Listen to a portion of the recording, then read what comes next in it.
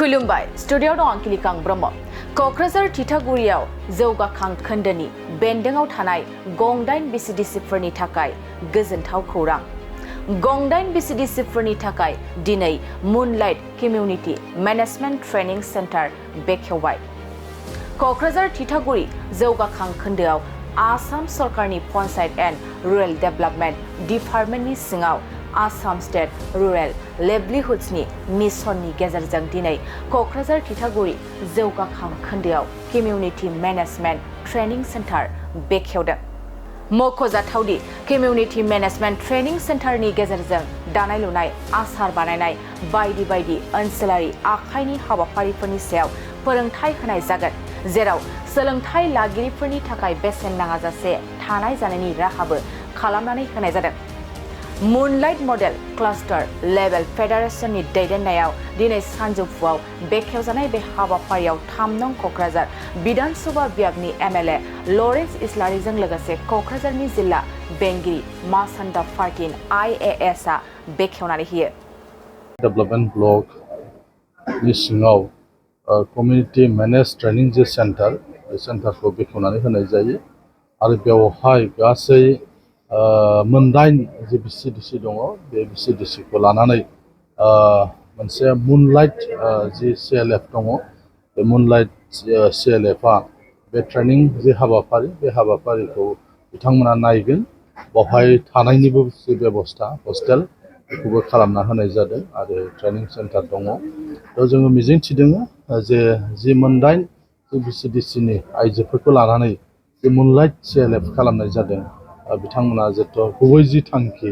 सरकारा जि थांखिजों बे हाबाफारिखौ लादों बे हाबाफारिखौ जाफुंसार होनो हागोन एबा गुबै थांखियाव सौहैगोन होननानै मिजिंथिदों जोंनि न'खरनि जे रांखान्थियारि जे थासारि बे थासारिफोरखौ मदद खालामनो थाखाय साफ्रोमबो आइजोआ जुदि ओंखारबोयोबा साफ्रोमबो आइजोआ जुदि दानाय लुनाय बायदिसिना हाबाफारिफ्राव गावखौनो फोनांजाबनो हायोब्ला अब्ला न'खरनि जे रांखान्थि हालोद बे हालोदाबो साबस्राङो मानोना न'खरफ्राव बयहाबो फिसाला फिसाजोफोर स्कुल कलेज इउनिभारसिटिफोर फरायदों बा गुबुन गुबुन बेबायदिनो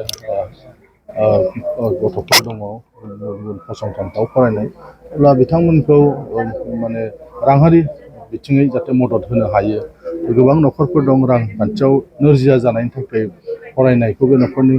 मानसिफ्रा ड्रप आउटबो जानो गोनां जायो दा ओंखायनो जों नुदों गुबुन गुबुन जायगाफ्रावबो गुबुन रायजोफ्रावबो गुबुन हादरफ्रावबो जे आइजोफ्रा बिसोरो सांग्रांथि ओरैनो थाया बिसोरो माबा नङा माबा मोनसे मावो दा जोंनि बे जायगाफ्रावबो दिनै सेल्फ हेल्प ग्रुप खालामनानै एसेब्लाबो रांखान्थियारि बिथिङाव न'खरा साबस्रांनाय फैदों आरो बिनिनो एसे गोजौसिनाव दिनै सिएलएफनि जे बेबस्था बे सिएलएफनि बेबस्थानि गेजेरजोंबो जोंनि थागिबि आइजोफ्रा मदद आरो हेफाजाब मोनगोन बायदिसिना ट्रेनिं लानायनि गेजेरजों आरो बिसोर गाव गावनि आथिङाव गसंथानो हानायनि मोनसे बियो राहा लामा ओंखायनो आं मिजिंथिदों बे हाबाफारिया जेन' जाफुंसार जायो मा आयदायाव ट्रेनिं होनाय जागोन सार ओरैनो गाहायै सरासनस्रा बावहाय दानाय लुनायनिफ्राय आरम्भ खालामनानै बायदि रोखोमनि नोंथांमोना नुबाय सम सम बावहाय एक्जिबिसनफोर जायोब्ला आसार बानायनाय बायदिसिना मुवा बेसाद बानायनायफोर जायो बेफोर गासैबो मोनफा मोनफा बिथिङाव ट्रेनिं होलाङोबा बे सिएलएफफ्रा राफोद जागोन आरो गामिनि आइजोफोरखौ जाय जेराव जि मोनो मुवा बेसाद बानायनो हायो दिनै क'क्राझारा वान डिस्ट्रिक्ट वान प्रडाक्टआव दिनै मैखुनमोन क'क्राझारनिया जोंनिया दा गोबां माने सेल्फ हेल्प ग्रुप बा गोबां एनजिअफ्रा दिनै क'क्राझाराव मैखुन बानायनाय ट्रेनिं बायदिसिनाखौ लादों खिन्थु बे जथेस्थ' नङा वान डिस्ट्रिक्ट वान प्रडाक्टआव दा बेखौ जुदि जाहाथे लार्ज स्केलाव खालामनो हायो दा बेफोरबायदि बायदि रोखोम ट्रेनिं बायदिसिना हाबाफारि सरकारनि जे हाबाफारि बे बेसेन नाङि मोनसे हाबाफारियानो गतिके बेनिख्रुइ बांसिन खालामनो हागोन दा बावहाय जागायजेनदोंल'सो जोङो आरोबाव बायदिसिना जों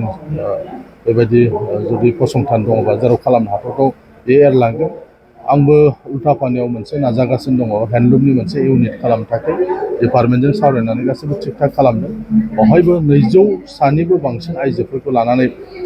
हेन्डलुम मिशननि सिङाव मोनसे इउनिट खालामनो थाखाय जोङो थाग थिग खालामगासिनो दायो बयहाबो सेल्फ हेल्प ग्रुप दंखायो आरो बे सेल्फ हेल्प ग्रुप गासै मोनदाइन VCDC सेल्फ हेल्प ग्रुपफोरखौ लानानै जि सेल्फ हेल्प जि CLF बानायनाय जादों बे CLFजों जायफोर सेल्फ हेल्प ग्रुपआ जড়িত दं बिथांमोनखौनो बेवहाय माने सुबिदा होनाय जायो। বাজাৰ জিলাৰ CMTC ইনগ্ৰেট কৰিবলৈ আহিছোঁ। CMTC আমাৰ চেণ্ট্ৰেল গভৰ্ণমেণ্টৰ 100-day প্ৰগ্ৰামৰ আণ্ডাৰত এখন বহুত সুন্দৰ পদক্ষেপ লোৱা হৈছিলে।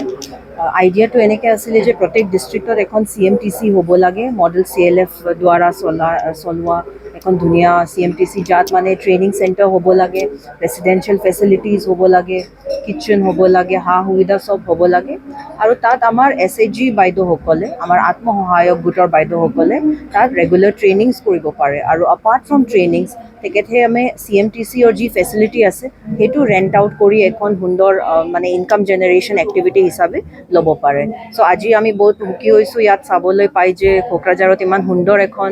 CMTC within the block development premises আমি ইনগ্ৰেট কৰিবলৈ পাইছোঁ আৰু মই আমাৰ মডেল CLF আমাৰ মুনলাইট মডেল CLFৰ বাইদেউসকলক মই মোৰ শুভেচ্ছা জ্ঞাপন কৰিছোঁ। ধন্যবাদ। আপোনালোকে চাগে গম পায় যে এই চাৰ্লেমৰ আণ্ডাৰত বহুতখিনি নানান ধৰণৰ ট্ৰেইনিং হয়। আমাৰ বাইদেউসকলৰ কাৰণে ৰেগুলাৰলি ট্ৰেইনিং দিয়া যায় IBCBৰ ক্ষেত্ৰত, জেণ্ডাৰ চেন্সিটাইজেশ্যনৰ ক্ষেত্ৰত বা ফাইনেন্সিয়েল ইনক্লুজনৰ ক্ষেত্ৰত বিভিন্ন নানান ধৰণৰ ট্ৰেইনিং হয় তেখেতসকলৰ। যি ৰেগুলাৰ ট্ৰেইনিংছ PNRDৰ আণ্ডাৰত হয় সেইখিনি ট্ৰেইনিংছৰ সা সুবিধা যাতে আমাৰ বাইদেউসকলে পাব পাৰে। ভিতৰীয়া অঞ্চলৰ বাইদেউসকলেও আহি ইয়াত ধুনীয়াকৈ বুক কিপিং কেনেকৈ কৰিব লাগে, একাউণ্টিং কেনেকৈ কৰিব লাগে, আমি কি শিকিব লাগে in order to run a successful business, সেইখিনি চব শিকিবলৈ যি সুবিধা আমি দিব পাৰোঁ বাইদেউসকলক দিবলৈ CMTCটো ছাজেষ্ট কৰা হৈছিলে। হোষ্টেল ফেচিলিটিজ ইয়েছ, CMTCৰ আইডিয়াটো এনেকৈ আছিলে যে প্ৰত্যেক জিলাত এখন হোষ্টেল ফেচিলিটি থকা, ৰেচিডেঞ্চিয়েল ফেচিলিটি থকা মানে এনেকৈ ধৰণৰ এখন ইনষ্টিটিউশ্যন হ'ব লাগে যি আমাৰ বাইদেউসকলে ধুনীয়াকৈ মানে ইউজ কৰিব পাৰে।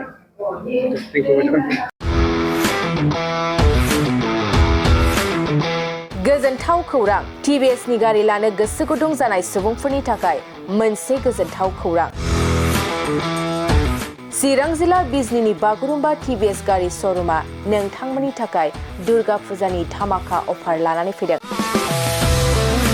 बाइक आरो स्कुटि गारि सालायनो मोजां मोनग्रा रायजो राजाफोरनि थाखाय बागुरुम्बा TVS गारि श'रुमा धामाका अफार होना नोंथांमोननि गेजेराव मोनसे मोजां खाबु होगासिनो दं। बिजनी स्टेट बेंकनि साखाथिनि CRPF केम्पनि उल्था सोनाब फारसे थानाय बागुरुम्बा TVS श'रुमाव डाउन पेमेन्ट होनानै नोंथाङा TVSनि गारि लानो हागोन। नोंथांमोना बागुरुम्बा TVS श'रुमाव फैनानै नोंथांनि लुबैनाय बायदि TVSनि गारिखौ लांफैनो हागोन। TVSनि गारि सालायनो मोजां मोनग्रा रायजो राजाफोरनि थाखाय बागुरुम्बा TVS श'रुमा बेनि अनगायैबो गोबां मोजां अफार लाबोदों। बेफोर अफारफ्रानो जाबाय जेरै गंनै हेलमेट फ्रि, फुल टिंकि पेट्रल फ्रि एसर गिफ्ट आरो TVS कम्पानिनि गासैबो मडेलनि एक्सचेन्जनि खाबुआ एभेलेबल जागोन। आरोबाव गुबुन मोनसे मोजां खाबुआ जादों फाइनान्स लागिरिफ्रा डाउन पेमेन्ट होनानै खम बेसेनाव TVS कम्पानिनि गारिखौ लानो हागोन। लोगोसे आबुङै मिन्थिनो आरो बुकिं खालामनो थाखाय 7002132259 एबा 8638131734 जानबुं नम्बराव कल खालामना खौरां लानो हागोन।